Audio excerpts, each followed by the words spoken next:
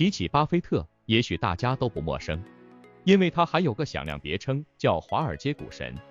但是如果提起查理芒格，也许就鲜有人知了。然而这个人的实力却不亚于巴菲特，是巴菲特背后的那个男人。巴菲特也经常在媒体前直言，是查理让我快速的从猩猩进化成人类，否则我不会有今天。巴菲特的大儿子也调侃他们，如果爸爸巴菲特是世界上第二聪明的人，那么第一聪明的人则是查理芒格。查理芒格和巴菲特是共事了超过50年的同事，也是最真挚的朋友。如果你深入了解这个人，你会发现此人的经历很坎坷，是一部励志且悲壮的诗篇。查理芒格出身还算富裕，在他6岁那年，美国陷入了经济危机，他父亲也是从事股市行业的，因此损失惨重，家里的日子一天比一天拮据。然而人生的至暗时刻才刚刚开始。30岁时，查理与妻子的婚姻宣告破裂，屋漏偏逢连夜雨，他9岁的儿子得了白血病，不治而亡。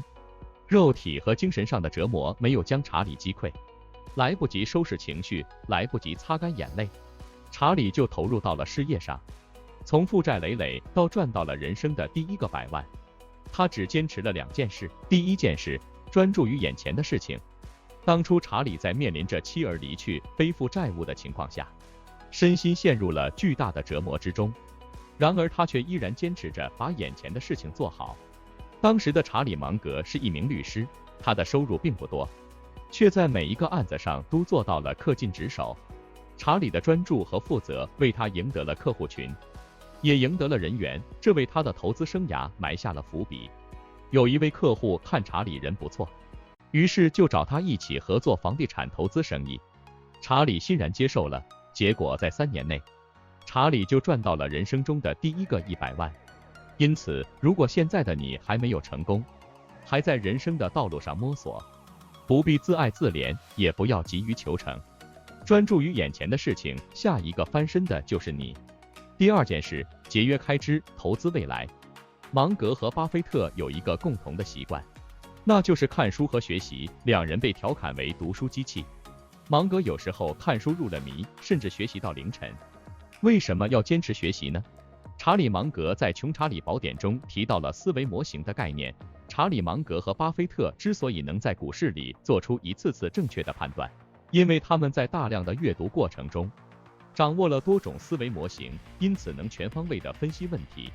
因此，如果想要避免失误，最好的办法就是多看书。巴菲特也说，股市总有盈亏，但是读书却是稳赚不赔的投资。也许学习一门课程要花费成千上万的资本，但是读一本书却能让我们低价学到智者一生的智慧。如今，查理芒格已经97岁了，他与巴菲特共同创造了华尔街股市的奇迹，却被外界严重低估了，因为查理平时过于低调了。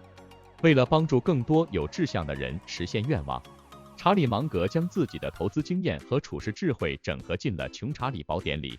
这本书记录了查理的投资、学习、工作、经营、财富等智慧，是一本财富圣经。巴菲特说，每读一次这本书，我就会得到新的启发。